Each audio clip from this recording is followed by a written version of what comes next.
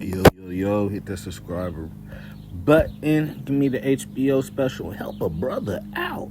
Yeah, but okay.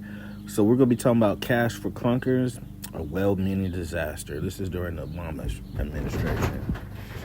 So, number one, what was cash for clunkers?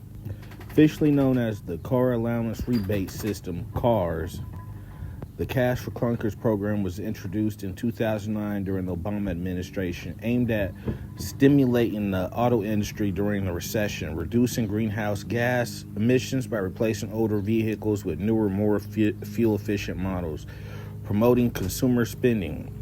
Under the program, consumers could trade in older vehicles and receive $3,500 to $4,500 towards the purchase of a new fuel-efficient car. The old car had to be destroyed, not resold or recycled. Why it was bad for America? Well, A, destroyed hundreds of thousands of functional cars. Nearly 700,000 cars were destroyed. Not old rust buckets either, but many were still functional, reliable, in some cases classic or repairable cars. These vehicles were deliberately disabled, often by running liquid glass into the engine and crushed. This removed affordable vehicles from the used car market, hurting low-income Americans who rely on older, cheaper cars. Bottom line, it artificially created scarcity, drove up prices, and made basic transportation less affordable. B, inflated used car prices.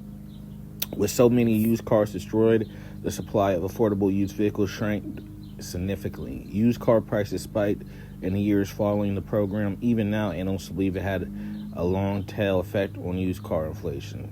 This especially impacted first-time drivers, low-income families, small business reliant on inexpensive utility vehicles. Results: the poor and working class were punished in the name of environmental progress.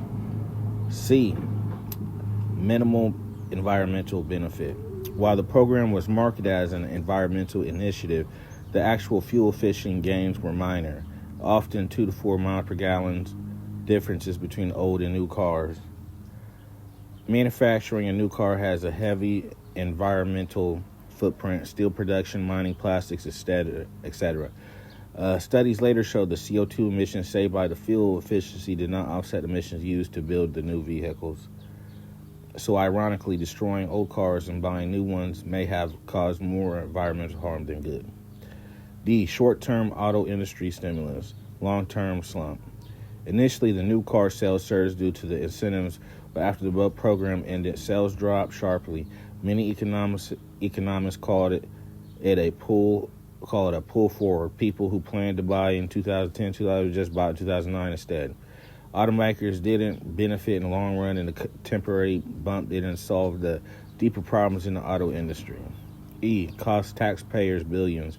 The program cost $3 billion in taxpayer funds. It did little to strengthen long-term demand or employment in the auto sector. Critics argue it was poorly targeted economic stimulus and a waste of public money during a recession. Appliance program.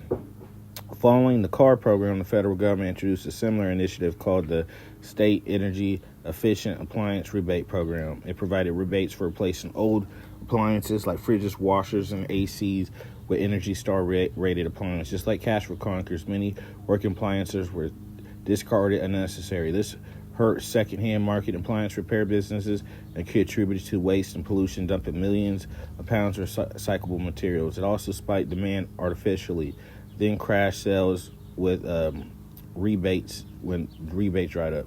Same outcome: short-term bump, long-term market distortion. The cultural loss, a goodbye to generational classics. Many autos enthusiasts still mourn the loss of valuables and iconic vehicles from the 80s, 90s that were scrapped: Camaros, Jeeps, Volvo, Hondas, Fords, you name it. Some cars that were built to last 200,000 plus miles were junked at 130 miles just because of temporary government check. Conclusion, a cautionary tale. Cash for clunkers and its appliance twin are now case studies in the unintended consequences. What started as a noble effort to stimulate the economy and protect the planet crushed the value in the used market, created artificial scarcity, damaged the environment through accelerated manufacturing, and spent billions of taxpayer dollars for a minimum long-term gain. In the end, it left many Americans asking, was destroying so many good working products truly worth it? And honestly, no, it was not. I don't think it was nowhere near. I think it was a deliberate plan to actually hurt the American people. I think it was a plan to take good working products out of the American hands. These products of the old days were more efficient, lasted longer, easier to repair, and just built hardy. And now all we got is junk. And hit that subscribe button.